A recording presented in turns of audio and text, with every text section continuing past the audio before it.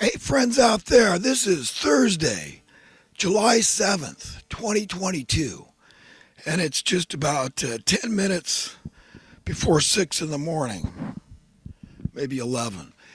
Anyhow, hope everybody's doing all right out there, and congratulations for coping through the week. You know, I have a really difficult time being succinct with the points I try to make to the public, to my friends, and it's every man's prerogative, woman's prerogative to decide to be every man's friend. Whether or not they accept that friendship, that's a whole nother thing. That's their prerogative, right? But you can only decide to say, you know what, this person, I'm going to speak out on behalf of it. You know, I think their behavior is wrong. I think it's wrong to engage in crony capitalism, for example, to collude as a special interest group because it's in your interest to heighten, to raise the price for a certain thing. Especially what makes me crazy is when it fits into the essential human needs category. And that's very few things.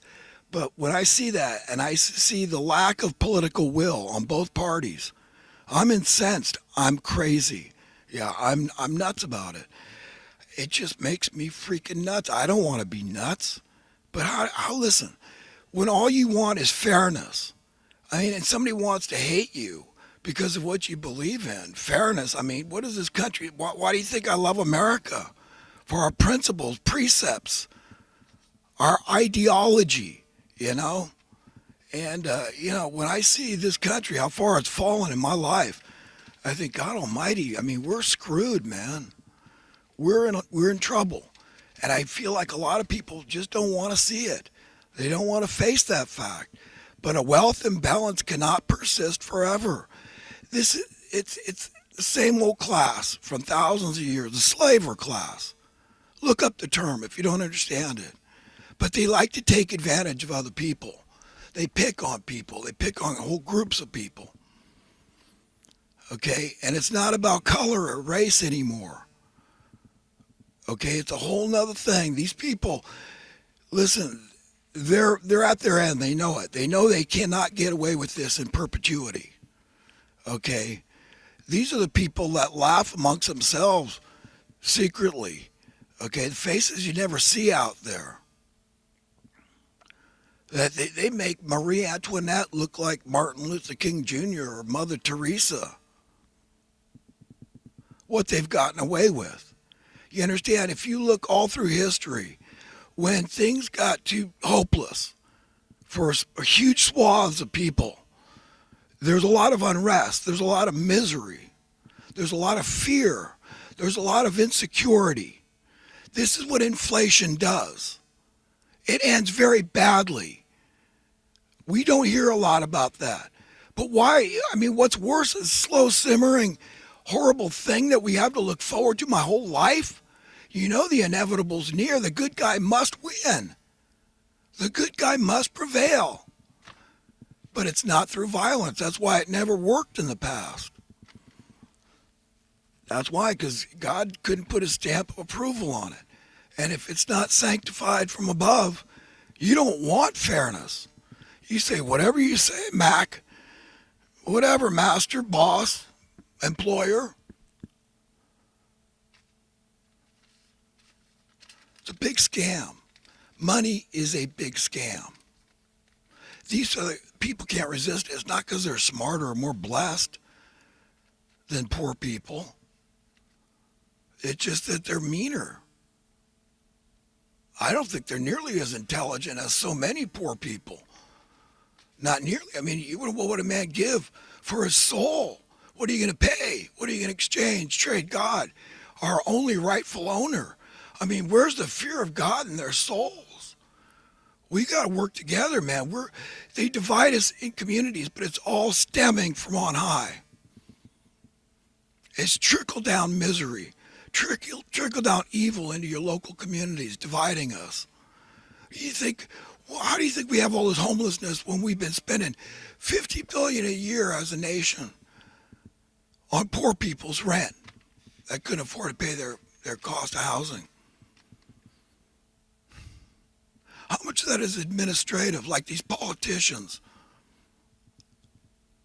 Good jobs, you understand? All these good jobs that revolve around the problem, they depend on the problems being maintained. Otherwise, people's jobs are irrelevant. We need warfare. You know how much money gets poured into that? What is money? It translates to blood, sweat, and tears. That's what's footing the bill. That one farm worker out there picking our food is more valuable than the entire gaggle of politicians. Except for a handful, it's a generalization. Because there's a few good politicians. But, you know, you can imagine if I was a politician, I'd probably get my brains blown out pretty quick. Because I'd just point out, hey, new currency, well, let's pay off the Federal Reserve. Boom, done and done. Thank God. No more interest. Okay, because we're going to a new currency. You understand? It's like a forgiveness of our debt to ourselves. That's our gift to America. Like a jubilee. And start fresh with new currency. Level the playing field. And help people realize we're to be living like a family. And if we're not doing that, we're never going to find happiness. Because happiness, true happiness, the only kind you really want, for God's sake, what do you want? Well, I live an extravagant life, and I'm somebody. What a load of. I mean, if that floats your boat, I think you're deranged. I really do. And there's a lot of people, I mean, the multimillionaires and the billionaires out there. And then I look at the wealth imbalance, this chronic underclass, this permanent underclass is what they want to get away with.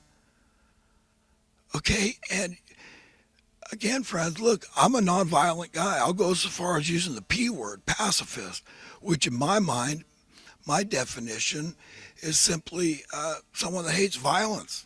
I think it should be used absolutely as a last resort in the defense of innocence. But if you could get away, get away. Get away, flee violence. I mean, you don't want to be around violent people.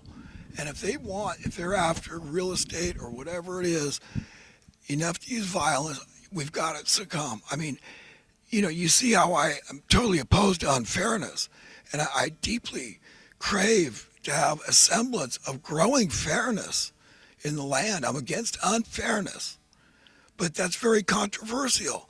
Why should that be controversial?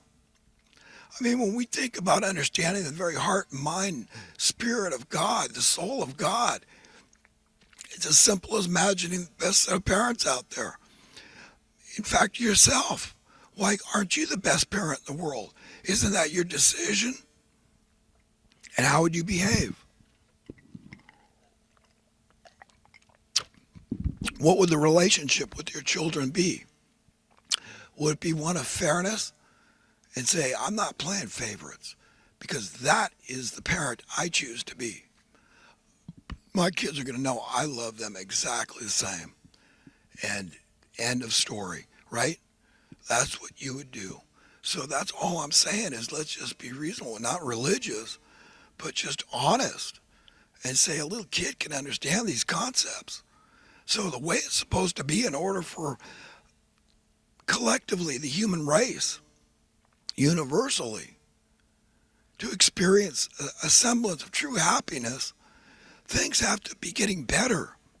There has to be hope. Fairness. I'm talking about fairness.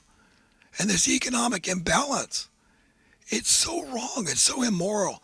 It's so un-American. It's so ungodly. It's a big deal. What do you think leads to these bloody revolts, rebels? What's it all about?